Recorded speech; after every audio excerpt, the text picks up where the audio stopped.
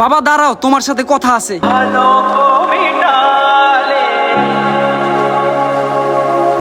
কি হয়েছে বাবা, ক। বাবা আমার 5,000 টাকা লাগবো। ঈদ গেছে আজকে 4 দিন, বন্ধু বান্ধব আমার রাইখা সবাই ঘুরতে গেছে গা, আমি টাকার লেগে ঘুরতে যেতে পারলাম না। আজকে কোনো কথা শুনুন না বাবা, তুমি কইতে পারবা কেমনে পারবা জানি না, আমার 5,000 টাকা দিবা আজকে। বাবা তুই তো জানোস আমি কম বেতনে চাকরি করি, গ্যাস সিলিন্ডার মানুষের বাসায় পৌঁছায় দিয়া এরপরে আয় করি। তোর ঈদের মার্কেটিং কইরা দিছি, ঘরে ভরপুর বাজার কইরা দিছি, এই মুহূর্তে 5,000 টাকা আমি কইতে দিব বাবা? এইটা কোনো কথা কইলা? তুমি কোনো টাকা দিতে পারবা না? তোমার মতো ফকির বাবার ঘরে জন্ম না নিয়া চাচার ঘরে জন্ম নিলেই ভালো হইতো।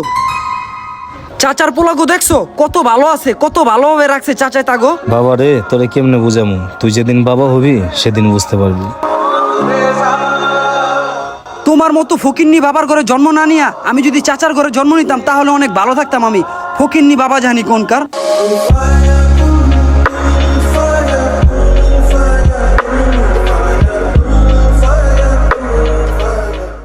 দূর, বাপে মুডটাই নষ্ট করে দিছে। রাসেল দাঁড়াও, বাতিজা তোমার লগে কথা আছে। কি ব্যাপার?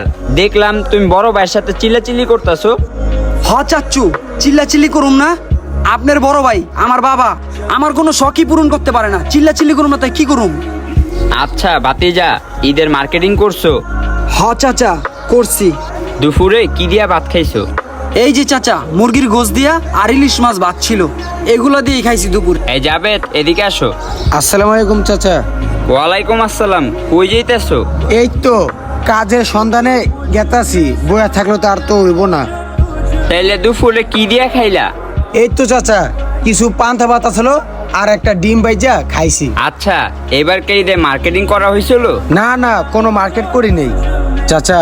আপনি তো জানেন যে কিছুদিন হইছে আমার বাবাটা মারা গেছে, ঠিক মতন খাইতে পারি না, আবার মার্কেট করুম কোনতে।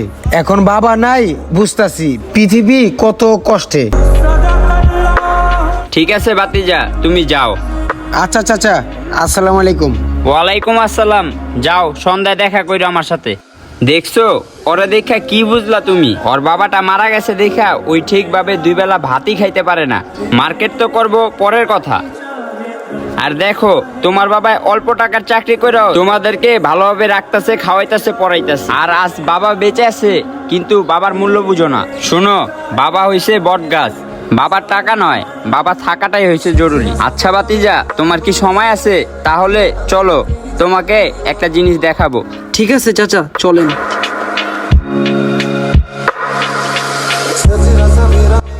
বাবার গায়ে ঝরা ঘামগুলোই বলে দিচ্ছে তিনি আমাদের জীবনকে মসৃণ করতে কতটা লড়াই না করতেছে।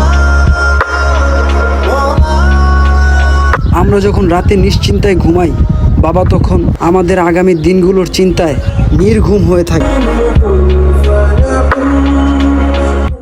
পৃথিবীতে সকল পরিশ্রমহীন বাবাই এক একজন সুপার হিরো। নিজের শখগুলো বিসর্জন দিয়ে যিনি আমাদের স্বপ্ন পূরণ করে, তারই নাম হচ্ছে বাবা। তাই এই বাবাকে নিয়ে এই ভিডিওটা আপনাদের কাছে কেমন লাগলো অবশ্যই কমেন্ট করে জানাবেন।